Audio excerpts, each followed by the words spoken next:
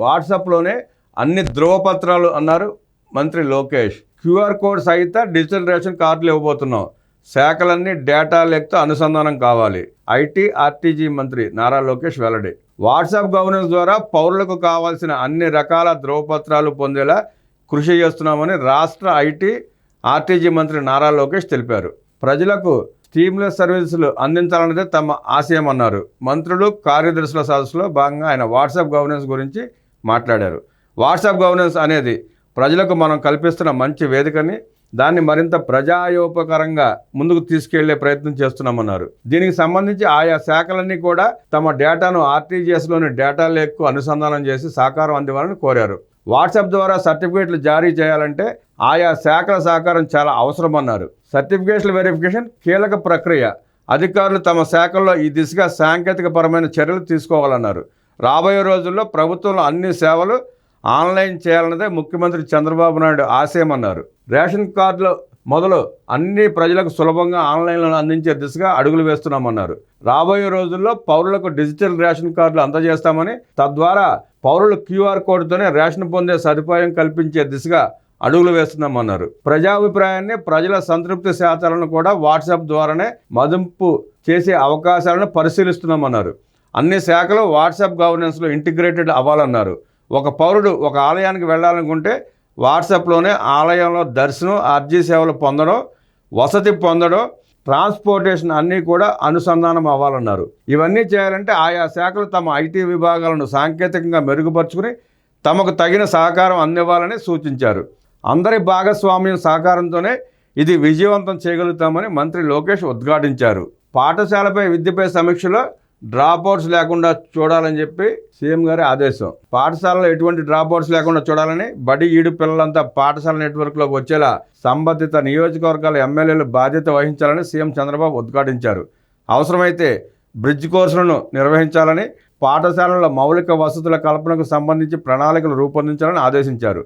లిటిగేషన్లకు తావు లేకుండా ఉద్యోగుల సర్వీస్ నిబంధనలను పటిష్టంగా అమలుపరచాలని, యూనివర్సిటీల్లో ఖాళీల భర్తీ ప్రక్రియను వేగవంతం చేయాలన్నారు. సంబంధిత నోటిఫికేషన్ సాధ్యమైనంత త్వరగా జారీ చేయాలని, ఉన్నత విద్యలో తమిళనాడు, మహారాష్ట్ర రాష్ట్రాలు ముందంజలో ఉన్నాయని, అదే స్థాయిలో ఏపీని నిలిపేందుకు అధికారులు ప్రత్యేక శ్రద్ధ చూపాలన్నారు. అందుకు ఆఫ్లైన్ కోర్సులతో పాటు ఆన్లైన్ కోర్సులను పెద్ద ఎత్తున ప్రవేశపెట్టాలని సూచించారు. జేఈఈ మెయిన్స్ ఫలితాల్లో టాప్ 100లో నిలిచిన ఏపీ విద్యార్థి మనోజ్ఞ గుత్తికొండను ముఖ్యమంత్రి ఈ సందర్భంగా అభినందించారు. సిలికాన్ వ్యాలీలా ఆంధ్ర వ్యాలీ తయారు కావాలి. పరిశ్రమలు, వాణిజ్యం, ఫుడ్ ప్రాసెసింగ్పై సమీక్షలో మాట్లాడుతూ పారిశ్రామికాభివృద్ధి జరిగితే రాష్ట్ర వృద్ధి పదంలో దూసుకుపోతుంది. అన్ని రంగాలు అభివృద్ధి చెందాలంటే పరిశ్రమల రంగం 6.57% నుంచి 16% పెంచాల్సిన అవసరం ఉంది. ఎన్విరాన్మెంట్ రంగంలో 18%, నిర్మాణ రంగంలో 10% గ్రోత్ రేట్ పెంచాలి. గత ప్రభుత్వ హయాంలో ఏపీలో పారిశ్రామిక అభివృద్ధి పూర్తిగా పడిపోయింది. కూటమి ప్రభుత్వం అధికారంలోకి వచ్చాక స్పీడ్ ఆఫ్ డూయింగ్ బిజినెస్ ద్వారా మెరుగైన ఫలితాలు పొందేందుకు కృషి చేస్తున్నాం. అందుకే పారిశ్రామిక అభివృద్ధికి అధిక ప్రోత్సాహాలు ఇస్తున్నాం. పరిశ్రమలు వస్తే ఉద్యోగాలు, ఉపాధితో పాటు ఆర్థికంగా రాష్ట్రం ఎదుగుతుంది. రతన్ టాటా ఇన్నోవేషన్ హబ్ ద్వారా విశాఖ, రాజమండ్రి, అనంతపురం, తిరుపతి నగరాలను తీర్చిదిద్దుతున్నాం. ప్రతి ఒక్కరిలో నూతనమైన ఆలోచన రావాలి. సిలికాన్ వ్యాలీలా ఆంధ్ర వ్యాలీ తయారు కావాలి. ఎన్నికల్లో ఇచ్చిన ప్రతి ఒక్క హామీని పూర్తి చేయాలి. మద్యంలో కల్లుగీత కార్మికులకు 10% ఇచ్చాం. బడుగు బలహీన వర్గాలను ఆర్థికంగా పైకి తెచ్చేందుకు కృషి చేస్తున్నాం. లాజిస్టిక్ కార్పొరేషన్ ఏర్పాటు చేసి పోర్టులు, ఎయిర్పోర్టులను అభివృద్ధి చేస్తాం. మున్సిపల్ పరిపాలన శాఖలో సమీక్ష చేస్తూ అన్నా క్యాంటీన్లలో అడ్వైజరీ బాడీలు తీసుకొస్తామన్నారు ముఖ్యమంత్రి. వాటి నిర్వహణలో దాతలను కూడా ప్రోత్సహించాలని సూచించారు. పట్టణ ప్రాంతాల్లో ఎక్కడ గుంతల రోడ్లు కనిపించడానికి వీలు లేదు. తిరుపతిలో 100కు పైగా చెరువులు ఉన్నాయని, అందుకే తిరుపతిని సిటీ ఆఫ్ ట్యాంక్స్ అంటారు. అదేవిధంగా విజయవాడ నగరంలో కెనాల్స్ ఉండటంతో విజయవాడను సిటీ ఆఫ్ కెనాల్స్ అంటారు. అదేవిధంగా విశాఖపట్నం సిటీ ఆఫ్ బీచెస్గా పిలుస్తారని పేర్కొన్నారు. మరుగుదొడ్ల నిర్మాణంలో ఏపీ టాప్లో నిలిచింది. అర్బన్ ఏరియాలో బెస్ట్ టాయిలెట్స్ గ్లోబల్ స్టాండర్డ్స్తో ఉండాలి.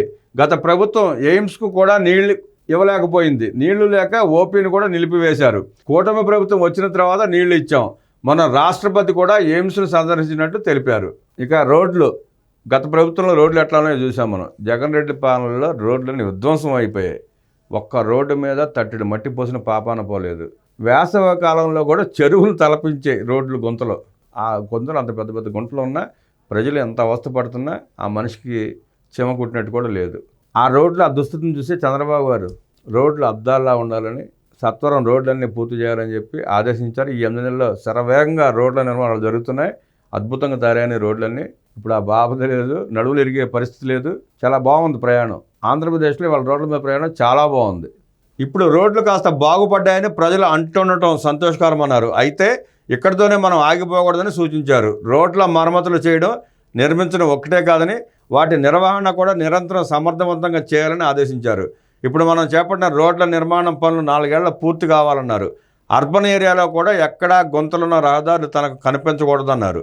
కేంద్ర ప్రభుత్వం చేపడుతున్న జాతీయ రహదారుల నిర్మాణాలు, నిర్మిస్తున్న రైల్వే వంతెనల నిర్మాణాల్లో సమన్వయం ఏర్పాటు చేసుకుని ఆ పనుల ప్రగతిని కూడా సమీక్షించుకోవాలని, రాష్ట్రంలో కనెక్టివిటీకి అత్యధిక ప్రాధాన్యం ఇవ్వాలని సూచించారు. ఈ సందర్భంగా ఆ శాఖ ముఖ్య కార్యదర్శి కాంతిలాల్ దండే మాట్లాడుతూ నెలాఖరులోపు రాష్ట్రంలో R&B రహదారులను గుంతల రహిత రహదారులుగా మారుస్తామని చెప్పారు.